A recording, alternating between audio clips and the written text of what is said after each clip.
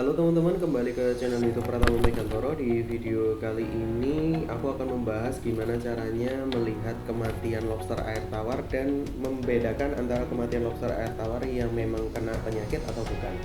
Nah, sebelum video dimulai, aku minta maaf dulu kalau misalkan yang aku tampilin di video ini hanyalah preview-preview yang ada di dalam kolam, terus kolam budidayaku seperti apa, karena memang beberapa hari ini aku masih sibuk jadi nggak sempat bikin video konten. Jadi yang aku bisa lakuin adalah memasukkan voice overku aja ke dalam beberapa video yang aku punya. Jadi teman-teman bisa sambil dengerin suaraku aja dulu. Buat teman-teman yang sudah nonton atau pertama kali nonton channel YouTube ini, teman-teman bisa klik subscribe, like, dan nyalain tombol loncengnya biar kamu nanti bisa dapat info-info paling update soal budidaya lobster air tawar dari aku. Tenang aja, untuk teman-teman klik subscribe itu gratis kok, jadi ya klik aja subscribe-nya kalau misalkan kamu ingin belajar. Oke, pertama-tama soal kematian dalam lobster air tawar itu sebenarnya memang dibagi jadi dua ya, memang karena penyakit sama non penyakit. Kalau ibarat kematian yang non penyakit itu bisa karena dua hal lagi. Jadi kalau tadi kematian karena penyakit disebabkan oleh hama dan virus dan bakteri. Kalau kematian yang non penyakit itu dibagi jadi dua, itu yang karena yang non penyakit yang dibagi jadi dua itu karena adaptasi, atau yang satunya lagi karena genetik. Nah, aku akan jelasin dulu soal genetik. Genetik ini di lobster air tawar memang secara hingga saat ini ya tidak ada yang namanya literasi buku ataupun studi keilmuan yang memberikan riset khusus mengenai umur lobster air tawar. Akan tetapi yang biasa terjadi genetik di dalam lobster air tawar sendiri, dia bisa hidup di habitat yang dibudidayakan. Jadi habitat buatan itu sekitar 3 sampai 2 tahun itu udah umur maksimalnya dia. Sedangkan untuk kematian karena adaptasi itu bisa dijadikan beberapa faktor karena adaptasi yang ada di kolamnya. Misalkan adaptasi karena suhu.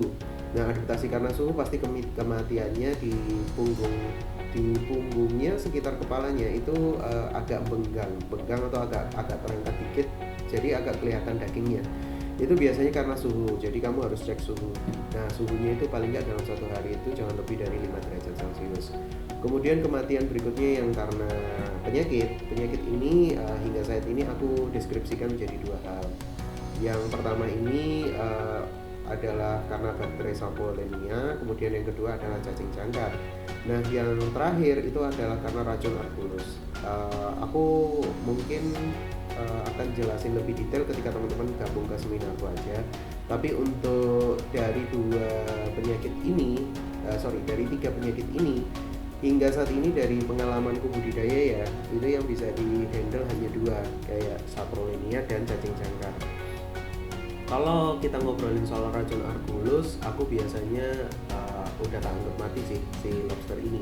Biasanya gini, kalau racun Arculus itu para pembudidaya ngelihatnya itu buntutnya melenting atau buntutnya bendol. Itu adalah sebenarnya namanya racun Arculus folusius. Kalau mau diobati ya teman-teman harus beli Lysol dan sodium permanganat, tapi dosisnya itu akan aku share di seminar. Cuman nggak worth it teman-teman kalau misalkan si lobster ini kena racun Arculus kemudian kamu mau mengobati, nggak worth it sama waktu dan komposisi yang harus kalian siapin. Jadi kalau aku sih udah tak anggap walau alam, udah tak anggap mati. Tapi kalau misalkan teman-teman kenanya saproinia atau cacing jangkar, itu masih bisa memungkinkan untuk diobati. Kalau saproinia teman-teman bisa cari obat namanya Meleset Green, itu di Tokopedia ada, dan mungkin orang-orang penjual cupang ya, misalnya toko-toko cupang itu kan ada yang namanya obat hijau, obat biru. Obat hijau itu namanya Meleset Green, teman-teman cari aja di Tokopedia, ada banyak banget di situ. Cari dosisnya berapa bang, kalau misalkan Meleset Green ada di masing-masing kemasan, dosisnya beda-beda ya, tergantung dari pabrikan yang bikin. Pakai itu aja.